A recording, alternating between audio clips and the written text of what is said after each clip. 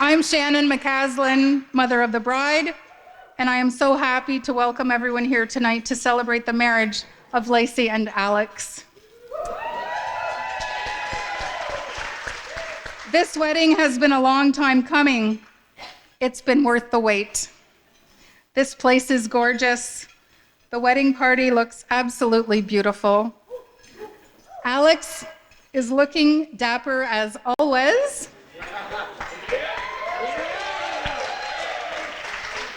And Lacey, wow, the most beautiful bride I've ever seen.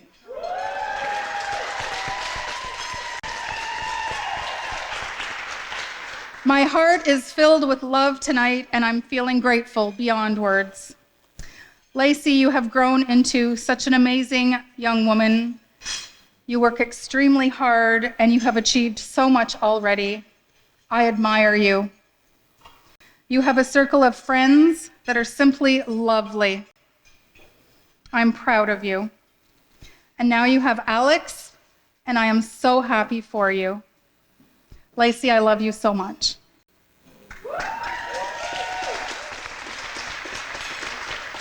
Alex, you have impressed me since the day we met. Your kindness, your compassion, your knowledge, your dedication to your career. You are a perfect match for our Lacey, and anyone can see how happy you make her. Thank you.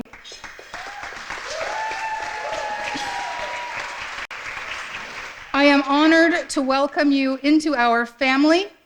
Paul, Nicholas, and I are lucky to have you, Alex. Please join me in a toast to Lacey and Alex.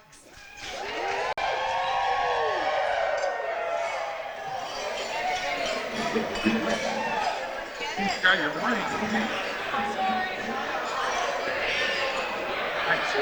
Lacey and Alex. Lacey and Alex.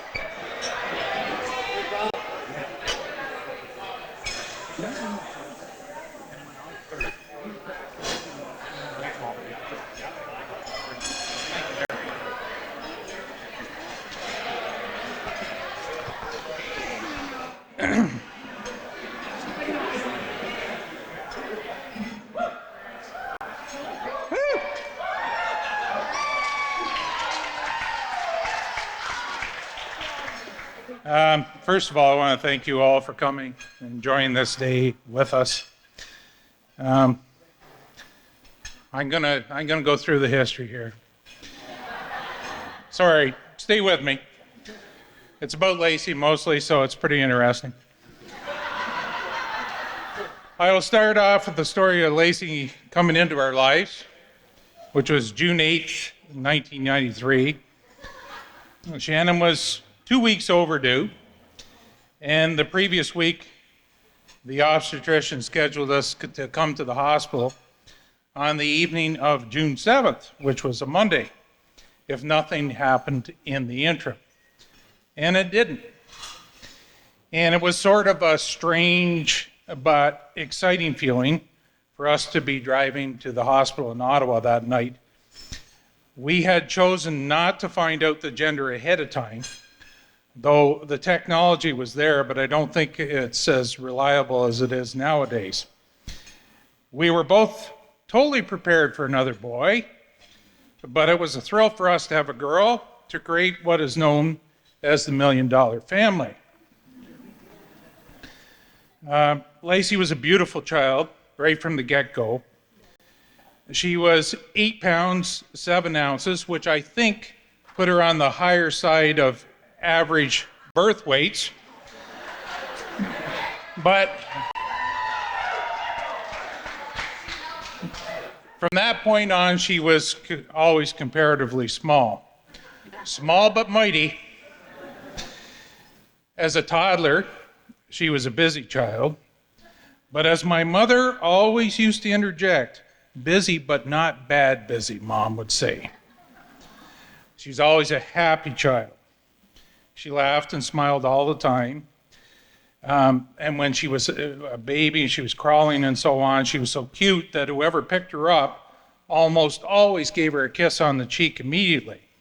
So often, in fact, that Lacey started making the smacking sound herself as soon as she was picked up. For those of you that have had the experience and can relate, you kind of raised the second child without even knowing it. But we had a lot of help. She'd eat anything in her high chair as long as we clapped. Sometimes she'd take the bite of whatever it was and started clapping before we even started. I know she's heard this one before, but when she was a toddler, I used to wonder how the kid put in the day. I'd look at her at the end of the day and think, what has she done today? She didn't play with toys, really. She just kind of wandered around. She followed her brother a lot, getting into this and that. But anyway, also when she was a toddler, she had a guardian angel. And I don't know how many times Shannon and I would see her stagger or fall, and her head would just miss the corner of a wall or something else, and we'd go, wow. But the most memorable one of these, which I guess reflects badly on us for letting it happen in the first place, was the day she fell off the edge of the couch, straight backwards, and ended up underneath the coffee table without ever hitting the coffee table. And Shannon and I were like, did you just see that? In those years, too, I'd be amiss if I didn't mention Sport. Sport was a cat that we adopted who we thought was a male, but would later end up having a couple kittens.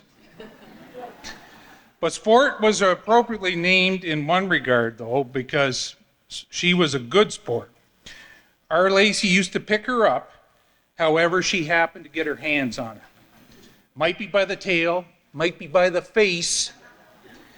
And that cat, I don't know how animals know. They know when somebody's mean, and they know when somebody just doesn't know and is innocent. That cat never, ever tried to scratch her. And then she'd pick her up, however she grabbed her, and she'd run with her and usually fall on her. Well, don't get me wrong, that cat tried to avoid her. But if Lacey got her hands on her, that's usually what happened. There was also the story, this is a little on, this is when she was about 4, the story of the stain. We had just put new carpet down in our living room a day or two before, and I don't know why we were still doing that, but anyway, it was still in vogue then. One morning I heard Shannon scream in the living room. So I ran there, and she pointed to a stain on the carpet, maybe a little less than the size of a hockey puck, something like this. She said, I don't know what this is. Do you know what this is? I said, I don't know what it is. So I called a little family conference at the scene of the crime. So with the 4 of us gathered there, I said something like this. It looks like a spill has happened here. Now, nobody's going to get into trouble, but we need to know what it is so we know how to clean it up. There was a pause. Lacey took a breath. I think it's glue. Which, of course, was just about the worst thing she could possibly say. So we knew at that moment there was no hope of cleaning that up. Jen and I always believed in keeping the kids active, and between Nicholas being in hockey, ball, soccer, and swimming, and Lacey in dance, ball, soccer, and swimming, it was a very demanding and often conflicting schedule. Fortunately, we had our grandparents to help us. I always say the pensioners have the 2 things that you need. They have time and they have money.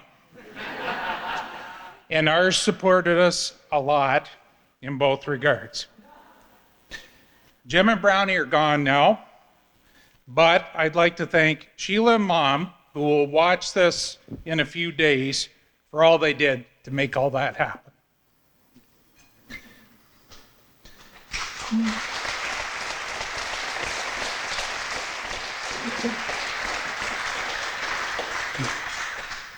So one of the activities for Lacey was swimming.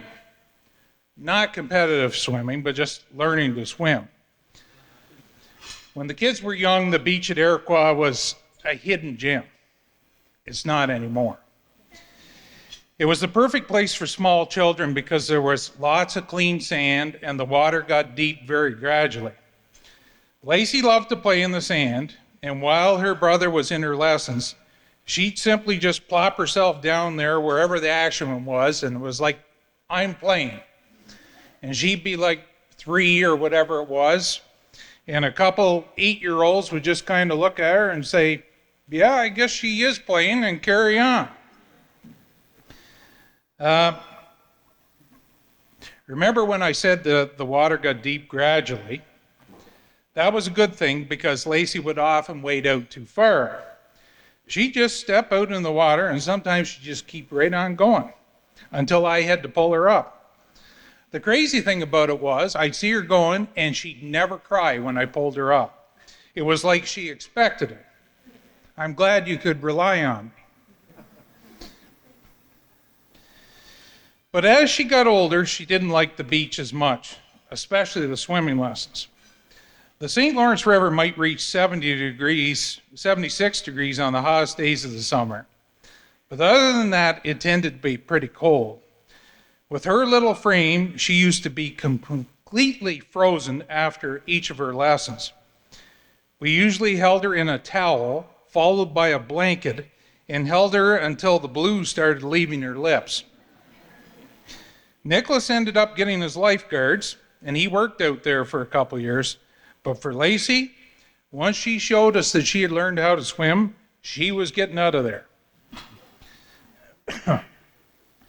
The dance was a big part of Lacey's life, and she thoroughly enjoyed it.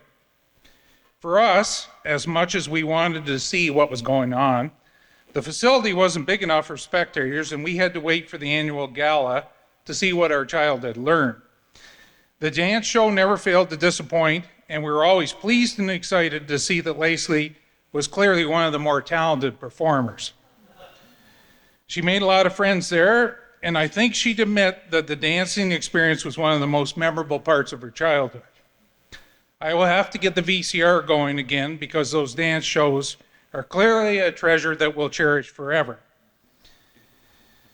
Now for something that I was a little more intimately involved with. Lacey was a super ball player from the beginning and was always on a good team. Small but mighty, Lacey had one of the better arms on the team. In girls softball, let's say under the age of 10, pretty much anything hit on the ground to the left side of the infield was a hit 99% of the time. She was only one of a couple players I had that could throw somebody out from third base. Eventually, with her strong arm, she ended up playing catcher, and amazingly, for the size of her, she threw a lot of players out at second base. As Brownie used to say, throw that ball all the way to second, little arse on her, no wider than that, he'd say.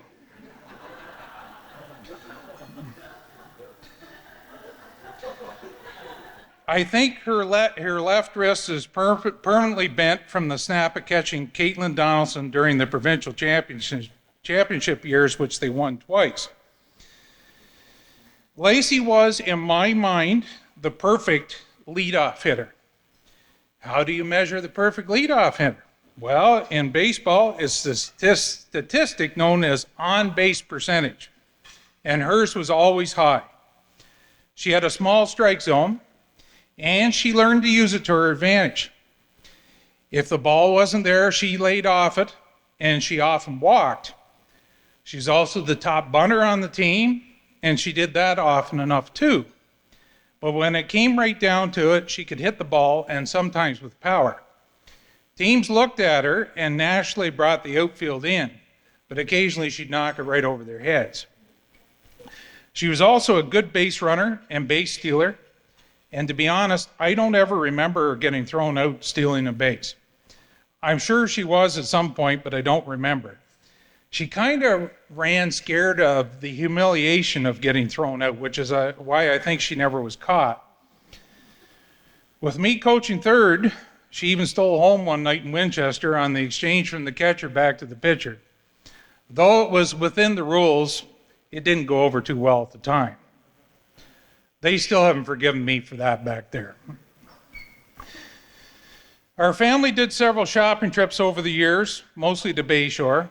I used to hate shopping, but I admit that buying clothes and shoes for my daughter has been one of the great pleasures of my life.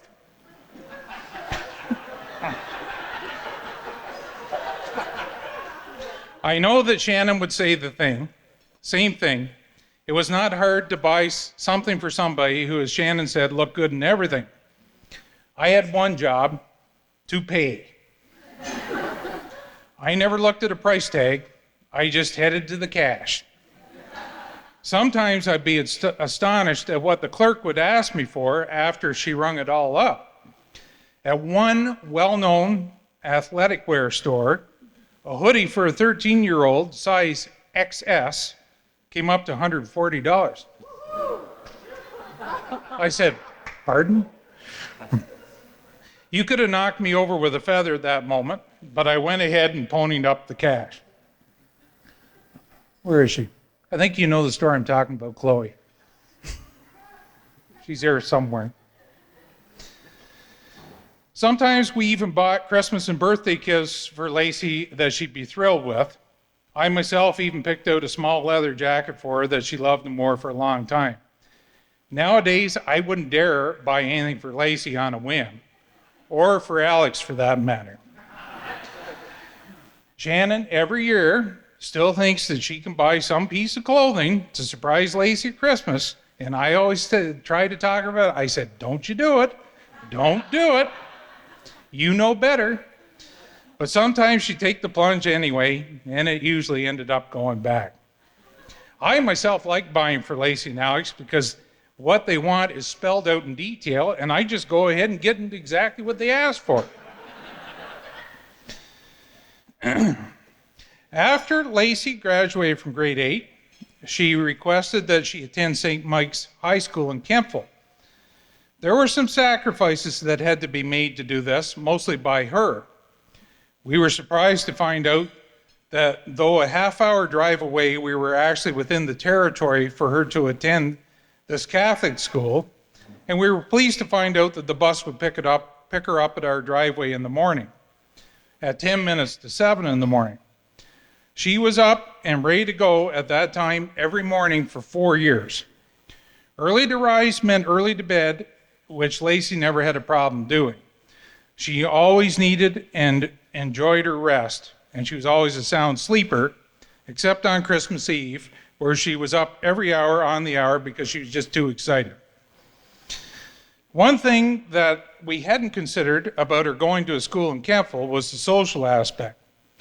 That meant friends and parties located in places like Marrickville, Oxford Station, Osgood, etc., which were a bit of a hike to go back and forth from our place.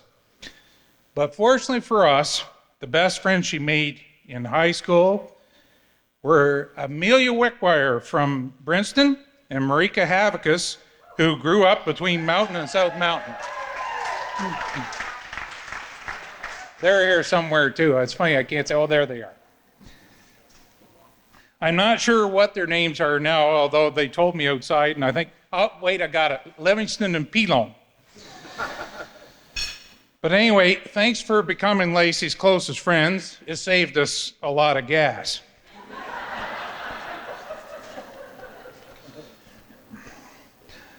I've always said that our Lacey was determined to be somebody in this world. She was a super student, always in the top percentile of her classes, even at a competitive school like St. Mike's, which was known for its academic excellence. I think they even promoted some statistics on their students' aptitudes at the time. But as good a student as Lacey was, she wasn't particularly exceptional or passionate about any of the subjects, which kind of worried her a little, I think. "What do you do with that?" she said. Well, she started thinking about what she was going to do and where she was going to go and what she was going to be.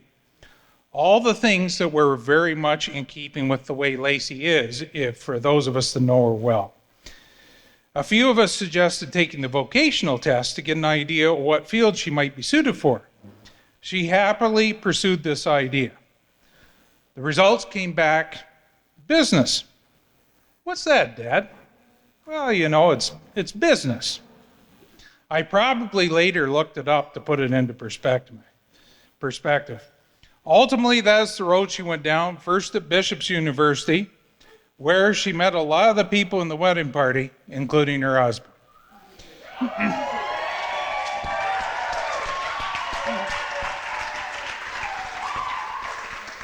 Obviously, the choice she made ended up being a good one in more ways than one.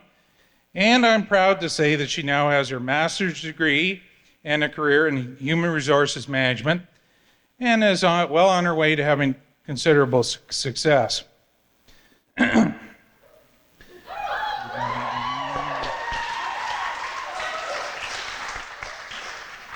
This time, too, I want to take a moment to acknowledge one member of the wedding party that we know the best, and that is our niece, Kelsey Douglas. Kelsey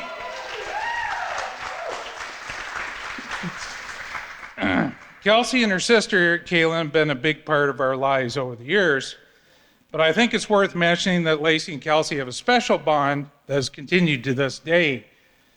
They have spent an abundance of time together, almost exactly a year apart, last 2 days. Kelsey was there, always there for Lacey as an unwavering friend, even during some difficult times. For this reason, and many others, she is special to Shannon and I.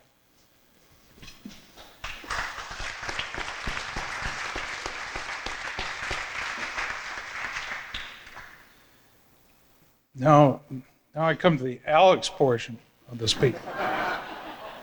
Yeah. They say that a woman marries a man a lot like their father.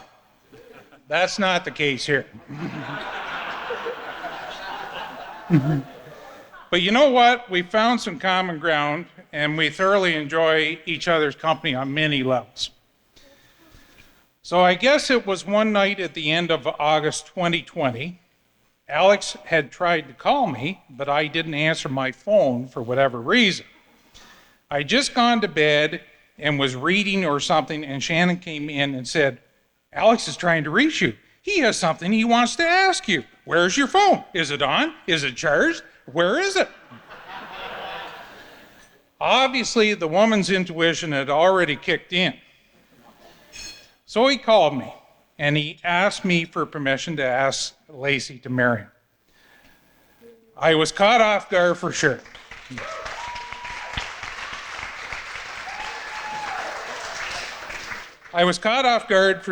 Although I shouldn't have been by the way that Shannon had been carrying on. I think I told him that he didn't need my permission to ask her, but it was nice of him to do so, and I wished him luck. I'm not sure what would have happened if I had said no. I have a feeling he'd be standing up here, but I wouldn't be. What are the things that I like about my new son-in-law? He's about the only person I know that takes a profound interest in what I do. Most people are bored quickly or find it totally hard to relate to, and it is, so the conversations tend to be short. But Alex has an inquisitive nature, and he's a good listener. Without it being his field, he asks questions that make sense related to whatever it is that I'm telling him about. Alex is a first-rate consumer. I found that out when I drove them home one time after the Christmas holidays, and they needed groceries. A stop was planned. The question was, where? He considered many grocery store chains along the way, checking out the specials for each one. and comparing it to what their needs were at the time.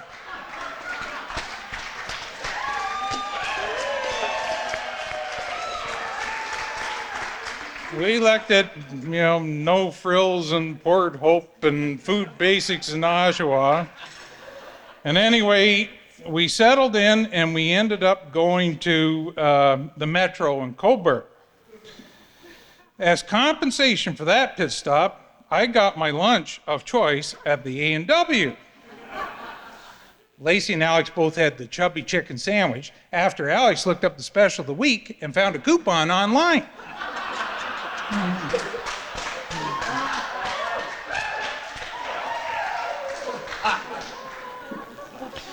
Alex spent months shopping for a vehicle for them, and they ended up with a Nissan Rogue.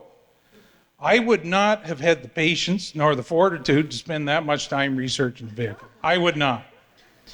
But if you're like Alex, you can consider every detail of the market and end up with a quality vehicle at a good price because you know exactly what it's worth.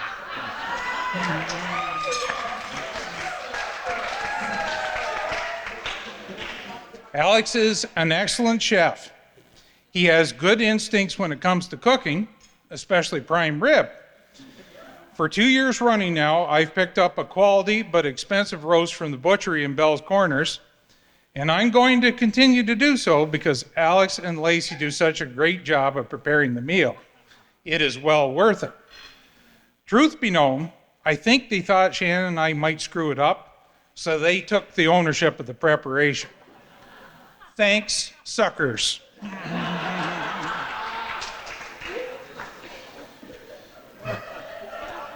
And now I have a confession to make.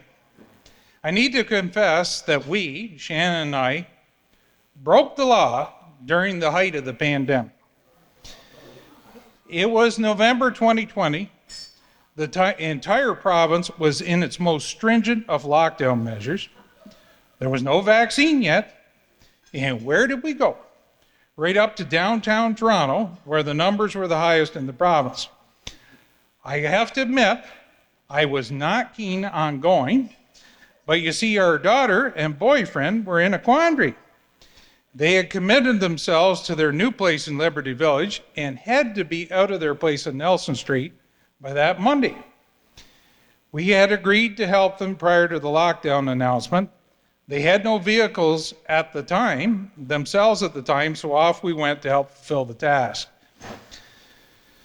The experience of loading and unloading boxes in and out of an elevator in a high-rise kind of reminds you of an episode of Beat the Clock, for those of you that are old enough to remember the show. You hit the up or down arrow would be hit, the doors would open, and Alex and I would start firing the boxes in as fast as we could go before the doors started closing again. And then when we got up to whatever level it was, we did the same thing and fired them right out in the hall. It was a wild experience. We got a lot done over the course of the day, and then Shannon and I got the hell out of the city. Excuse me. I found out later that our departure was a little premature, and Lacey and Alex had some stress of what they had left to do on the Sunday. But fortunately, I believe Tara and her guy, wherever they came to the rescue on the next day.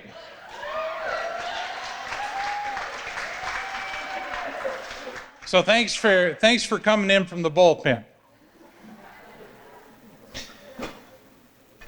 Two members of our immediate family are not in attendance here tonight. One is my mom, who decided she wasn't up to coming, but will watch the wedding video with Lacey and Alex soon. The other one is Ted. I lobbied hard for Ted to come, but Lacey and Alex wouldn't relent, even though they know he likes to be included. For those of you that are asking, who's Ted?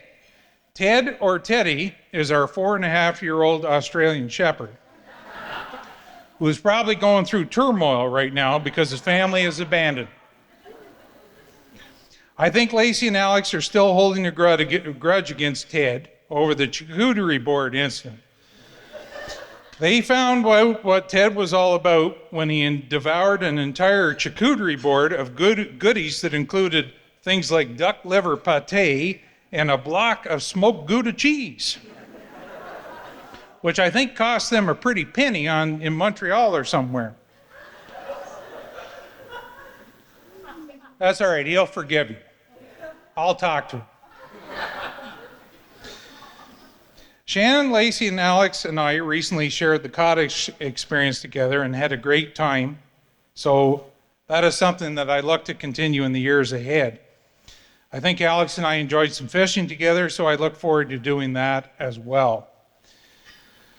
And though I'm a little old to start, I would also like to try hunting someday.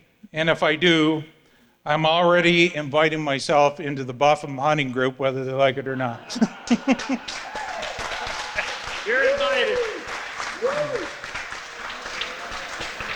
Anyway, I've stood up here for long enough, and there's food next course waiting for him.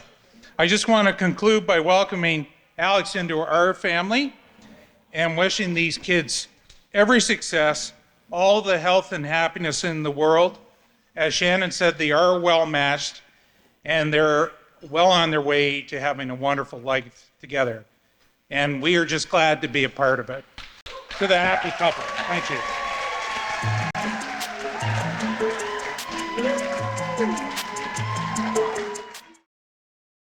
Okay, so you all know I'm Annette, obviously.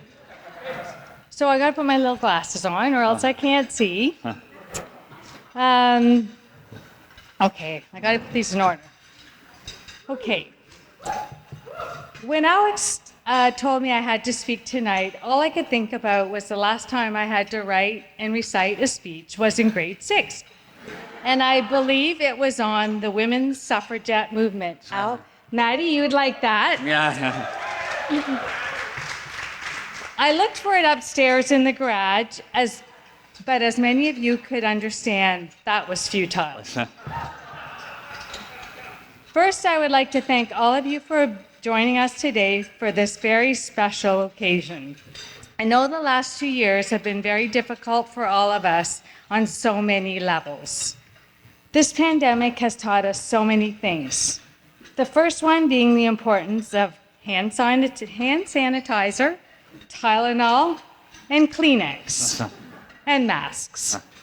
The second being the importance of family and friends. The one thing I would not change was the opportunity it gave me to have my family, my whole family, and their partners living with us for a couple of months. Every mother's dream. It was during that time I really got to know a beautiful young lady that was to become part of our family. I could not believe my good fortune, as Lacey is such a beautiful, kind, intelligent, thoughtful, and helpful young lady.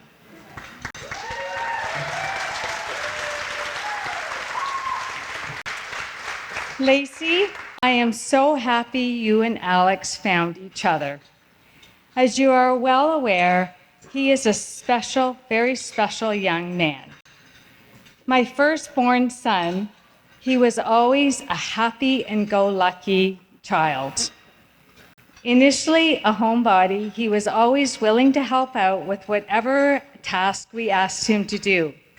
Dig out the stone basement, cut and split wood, bring in the wood, help his dad at the store. Never a complaint compared to somebody else we know. Yay!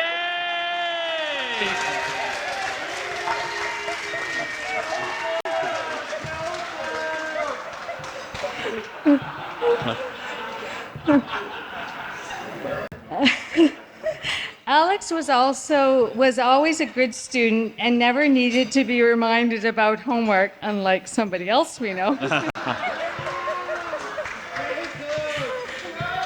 Although I think his tutor, Tracy, God bless her soul, would not agree. Alex has worked so very hard over the last 2 years. On obtaining his CFA, we couldn't be prouder of him for obtaining this special, prestigious designation. He worked very hard at this.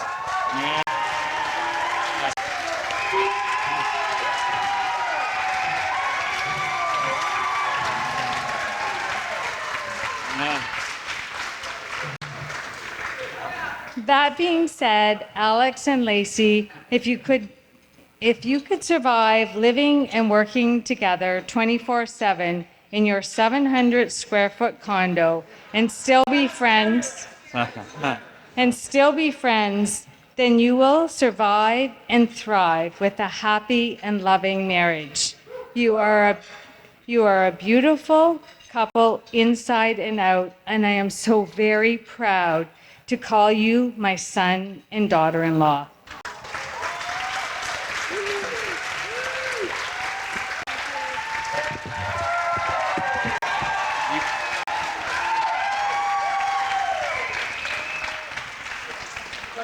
Here. I'm gonna cut him off. Yeah. He's got the buff. I know. I just want to welcome everybody that has come here tonight and this beautiful venue and this beautiful ceremony. A little damp, but a beautiful ceremony. And we're so happy that everyone has come. Now, the accolades of Lacey and Al have been sung tonight. And I feel that being not really an opinionated person and not a person that likes to talk, that I would impart to them what life of marriage is all about. Now, just before I start that, I thought I would mention, and Paul alluded to this, that Alex is a wee bit thrifty in his spending habits. But he has gone all out. He has spent everything he has saved from the age of 11 till 17 and a half here tonight. So you can be glad. Nothing held back. And that was hard for him to part with those nickels and dimes. As we go through our married life, and they're starting on their journey, and Annette and I have been happily married for many years. I think that there's one letter of the alphabet that kind of stands out, and that, in my mind, is the letter L. And you're thinking, well, that means love, and it means like, and it means lust. And, those are sort of the things that make a marriage happy. So you think, okay, the lust thing, that sort of comes and goes over the years. The like thing, now that's one that we have contentious a bit, because I'll often say to Annette, I love you, but I don't like you today. And I think we all get to that point in life where we may not like that partner all the time, but we always love them. And then it comes to the word love. And love is that special kind of warmthness when you catch a smile, you see a little glimpse of something, you remember a point in your life where your partner made you feel so happy, so excited to see them, you miss them in your heart.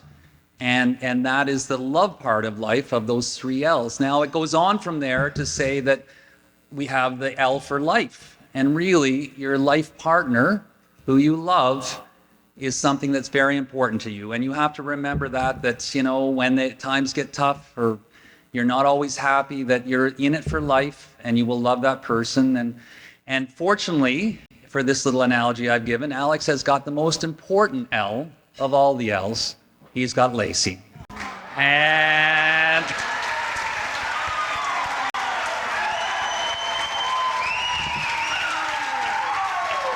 And as I'd mentioned to someone other tonight, she is one of those girls that is every bit as beautiful on the inside as she is on the outside. So cheers to Al and Lacey. I hope they have a long and happy life.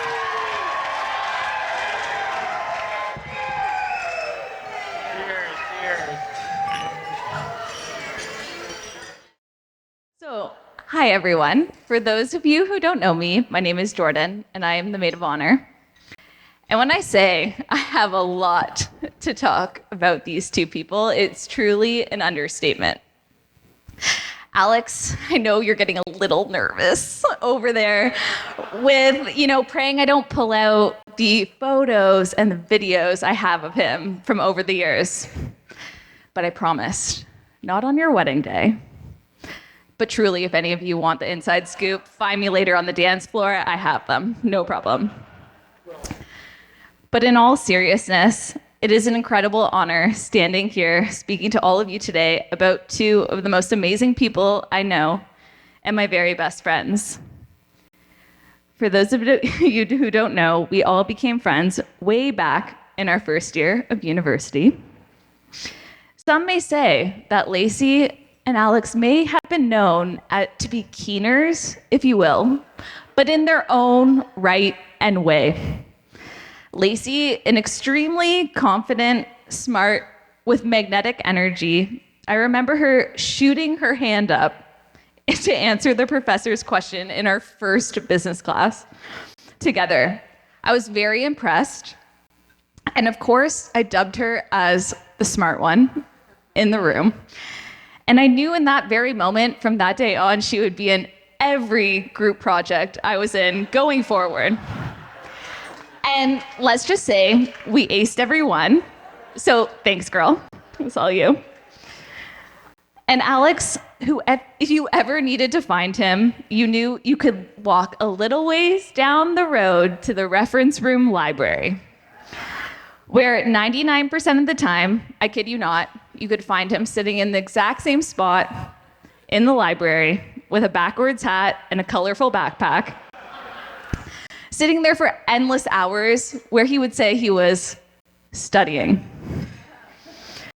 All of this to say they were dedicated to their studies, but you best believe the two could party until the cows came home. From Bishops to Toronto, our friendships have grown over the years. For many years, you both welcomed me, Alex, not always having a choice, as your third wheel. But let's be clear, I never considered myself the third wheel in this relationship. Lacey and I would bond over girl talk, work, and possibly a terrible shopping habit. And Alex and I over biking and competing to close our fitness Apple Watch rings. Such a unique friendship where I was fortunate to be friends with you both as a couple I looked up to and as individuals who I admired. Lacey, I don't know where to begin. You are a bright light that lights up any room you walk in, or dance in, for that matter. Over the years, you've been a voice of reason to me, a true friend, navigating together this crazy journey called life. You are beautiful, caring, and driven beyond belief. You move through life with intention and grace. When there's something you want or want to do, you go after it and you make it happen with no hesitation. When you told me you loved Alex, you told me with such certainty, unwavering and unparalleled. I knew that he was the one for you. Alex, you are a kind, loving, and amazing cook, a green thumb, and a rock star at making origami swans. And this was extremely easy for me to write because Lacey calls him the boy version of me. But you are an extremely supportive friend and always a glass half full kind of guy who can bring a smile to your face with a cackle of a laugh. Alex, you know how to always put a smile on Lacey's face, keep her on her toes, and make her known how much you love her every single day. Your love for one another is so strong, and a privilege it has been watching your relationship grow over the years. It's been a beautiful sight to see. I couldn't think of a better match for two people to come together today. And I know we talked about this already, but it's truly the only couple I know whose ideal Friday night date night is to spending over an hour scrolling the aisles of a grocery store just for fun. And getting really excited over new discovered items, what they're gonna cook that night. And you best believe getting enthusiastic over a killer deal. But I truly couldn't be happier that the two of you have found each other. Lacey and Alex, we cannot all wait to watch your beautiful love story unfold. We love you, and to the bride and groom. Cheers.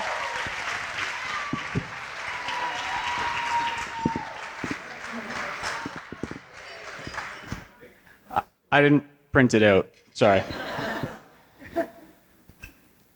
For those in the crowd that can stand to pee, I want you to think about your standard stall neighbor conversation. For most, it's the weather, or maybe sports. But on a late August evening in 2021 for me, I looked the man next to me in the eyes and said, "So, who will the groomsmen be for your wedding?" I'll never forget the moment that Alex asked me to be his best man, because ever since that moment, I've known I would get to speak of its purely intimate and majestic setting at today's proceedings. It was 2021 at Fox Harbor for the lovely wedding of our cousin Lauren and her now life partner Ryan.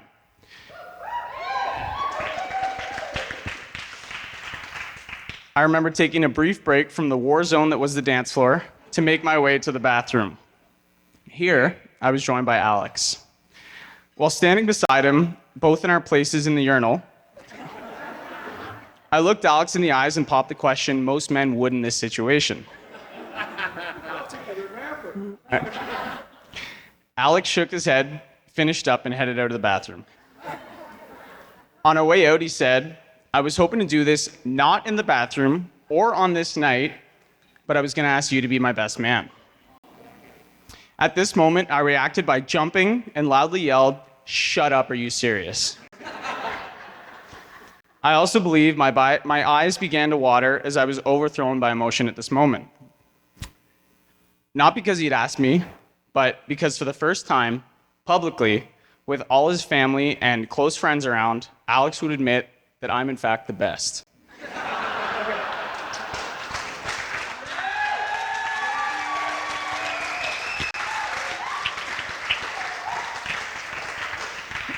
Although I don't think this is necessary, I'll take a quick minute to introduce myself. My name is Jake.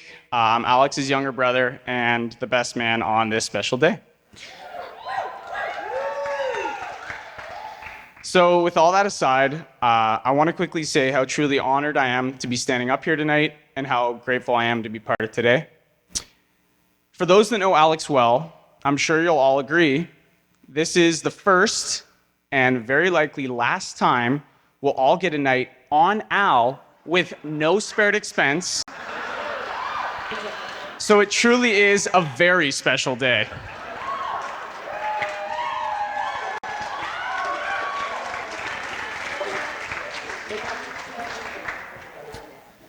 Sorry, here. Though I could talk on and on about the experiences I've been fortunate enough to share with Alex, I'd rather focus on some of the smart moves he's made and the qualities I most admire. Alex, you're one of the most personable, loyal, thoughtful, and self-motivated individuals that I know. And you've been that way for as long as I can remember. You've taught me countless life lessons that I'll always be grateful for and have helped shape me in more ways than I can count. After reflecting on this, I've had the realization that though I'm your best man for tonight, you've served as my best man for the past 25 years of my life.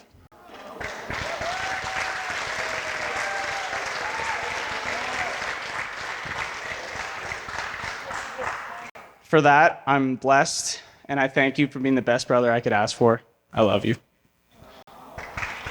Thank you. So I firmly believe that all three of us Buffalo children are the same in how we view our prospective life partners. This is as a result of how our amazing parents Annette and Derek raised us. Though not intentional, throughout our lives, we would always see the way that they treated each other and the love they had for one another as the only standard for what you should seek in a significant other. Their marriage and truly unconditional love set the precedent for how we evaluate our partners. Because of this, the relationship segment of the Buffum family dinners was usually pretty bleak, as none of us would want to bring home someone if they weren't the one. That's why we knew the moment Alex was finally willing to bring someone into our lives with the title girlfriend, this girlfriend probably wasn't going anywhere anytime soon. And after I finally met Lacey in the context of Alex's girlfriend, this principle that our parents had instilled of finding the perfect partner was quickly proving to be true. Though I outlined some of the things I most admire about Alex, they all pale in comparison to the most important, smartest, and best thing about him. That was his decision to put a ring on Lacey's finger and officially welcome her to our family for the rest of our lives.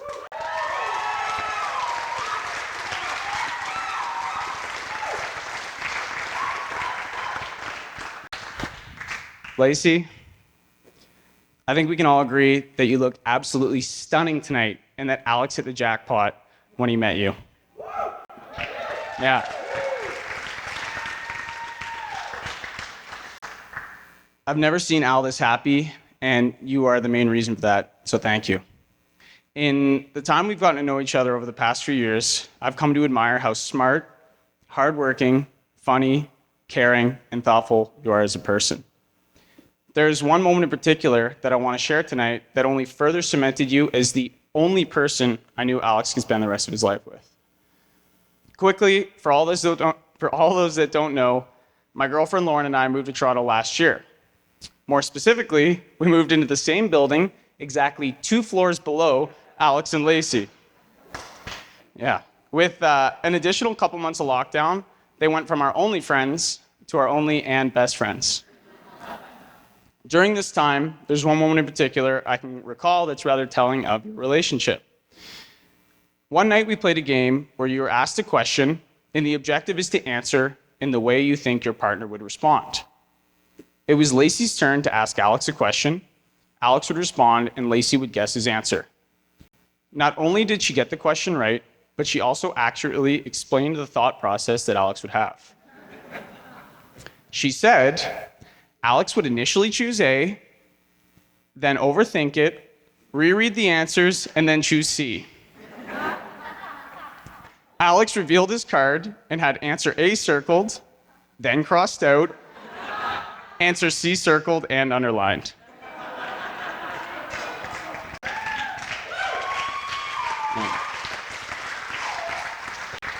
The moment itself provided a lot of humor for us, but more importantly, proved to me that you two are quite literally made for one another. I don't know another couple that is a better match for one another and balances each other out so perfectly and continues to put a smile on each other's face day in and day out with only simple glances. To wrap it up, Lacey, I'm sorry. I'm so happy that you and my brother were fortunate enough to find one another and are taking this next step as lifelong partners together. You have and continue to exceed my hopes and expectations of what he could have achieved in a partner, and I look forward to seeing you two build your futures together. Though my role as best man will end tonight and live on through the memory of this gathering, I look forward to seeing the combined role you two will play in my life, as well as all those that attended tonight and who you'll meet through your future journeys. You both look amazing tonight. Cheers to a great night ahead, a lifetime of happiness, and welcome to the Buffums, Lacey.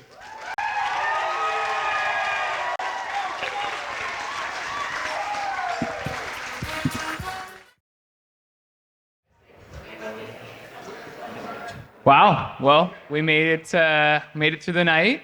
I think the first thing that's most important to say is sorry about the rain, but nothing we can do. We certainly didn't get here without the help of a lot of important people in our lives, and the guidance and love and support of those people, and of course each other. So I'd like to start off by saying thank you to some of those people that helped us get here today and made our lives so special along the way. So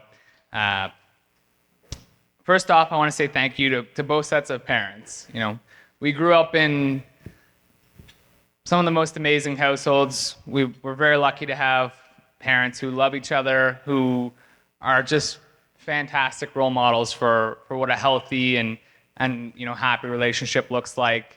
Many years beyond getting married, and they really set, as Jake alluded to, set the bar pretty high and made us maybe a little bit reluctant to bring people home before we knew they were the one. And again, as Jake alluded to, I kind of held off until I knew I found the one. So luckily they didn't have to learn too many names, which was good for them.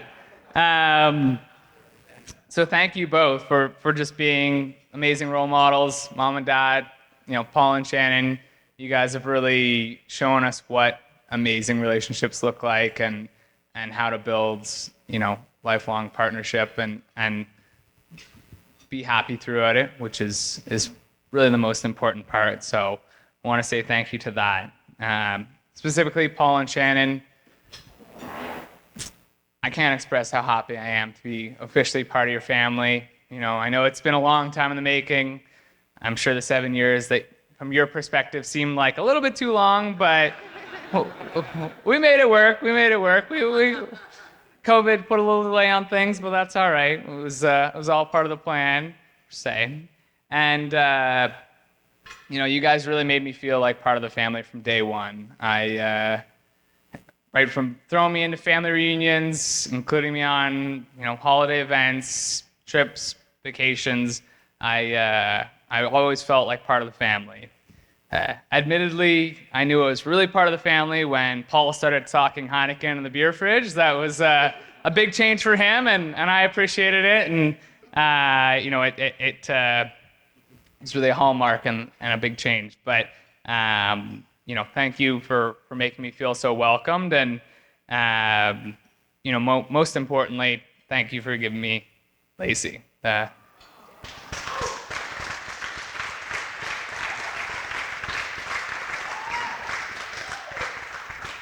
Mom and Dad, I'm sure you never thought this day would come, or we're very curious as to how it would look, and hopefully it's turned out the way you were hoping. Again, thank you for being such amazing role models for us, or for me, I guess, and just turning me into the person I am today, and hopefully turning me into the person that Lacey's learned to love and appreciate, and really setting a great example for us, now and in the future. And thanks in advance for, I'm sure, all the help that you're going to give us in the years to come. So.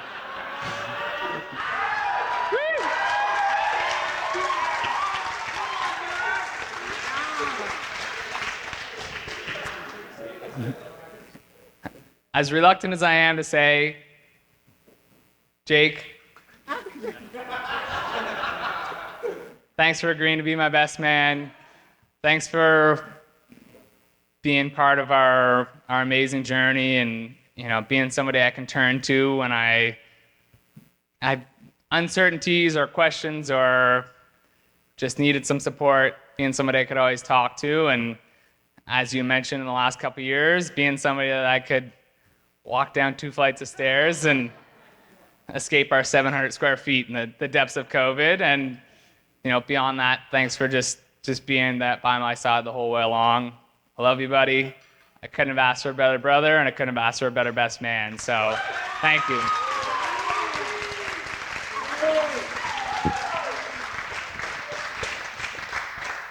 I personally want to thank Derek and Annette as well. Thank you for welcoming me into your family with such open arms, and for raising such an incredible son. It really is an honor to be a part of your family. All of you. I really love you.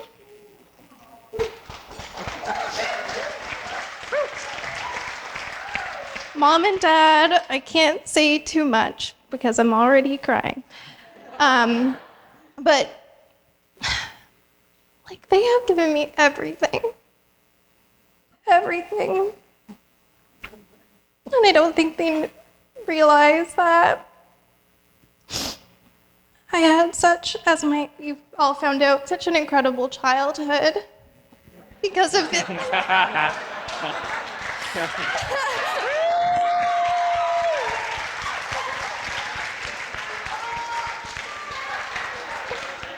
Because that was their number one priority. I love you so much. We also want to thank our siblings. Nick, love you, and Jessica for everything that you've done for this day. And also Lauren Hawker for everything that you've done, MVP. And the rest of our family. So many people have contributed to this relationship and this day. Thank you. You know who you are. We love you.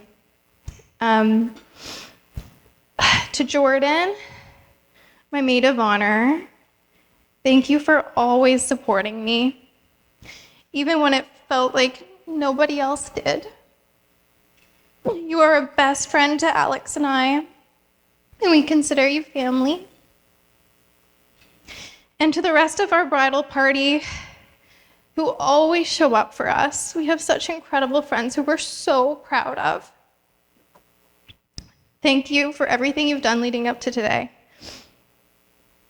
And a special thanks goes out to Luke for doing such an amazing job emceeing tonight. Incredible.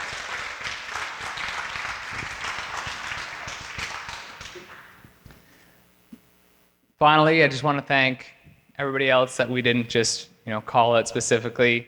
Luke, and we're going to thank you twice. You did a great job, buddy. You really brought the heat tonight. But no, just thank you to everybody for being here and making our day so special and, making us just feel so loved and appreciated. It's, I think if anything, COVID really made us realize how special it is to get 130 people in a room together and be able to feel the love and appreciation of all those people and see just how amazing it is to have an event like a wedding. It's, we couldn't be more thankful for everybody here today. And we're incredibly grateful, especially because many people came from far away. We've got lots of friends from the East Coast, friends and family from the West Coast, family from the East Coast as well, and everywhere in between, and even a visitor from London, which, Maddie, glad you made it. That being said, it's not lost on us how much of an extravagance a wedding is. We know it has a huge impact on our environment, as was witnessed about 4 hours ago. But no, we know it's there's a lot of travel and a lot that goes into a night like tonight. And so in sort of lieu of party favors, we decided to actually purchase carbon offsets to counteract the travel from everybody tonight. So trying to do our part as well, and we hope everybody's okay with that. But no, we appreciate everybody, making the travel to be here and join us on this special day, and just want to say thank you. Oh, sorry. And specifically, there are, as Paul alluded to, some very special people who are still with us here today. There are 3 here tonight, and unfortunately 1 that couldn't quite make it. So to the grandmas, Grandma Mary, Grandma Grace, and now Grandma Sheila.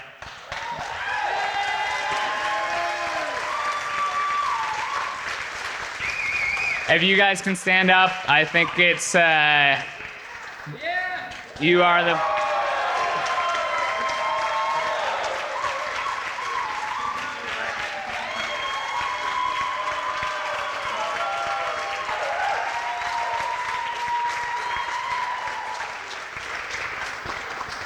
You're truly the reason that we're ultimately here today, and we are so thankful that you were able to come and join us tonight and enjoy this with us. So thank you for that.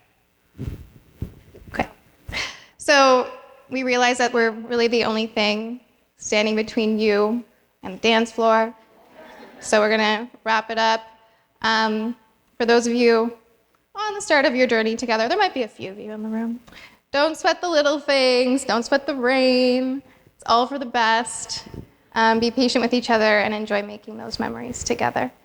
And for those who have years more experience than we do, which is more so the majority of the room, we look forward to hearing your advice as we grow. Find someone you love, surround yourselves with amazing family and friends, and enjoy, everyone. With that being said, thank you again. And we're going to soon do a dance outside. So finish your dessert, and we'll wrap things up soon.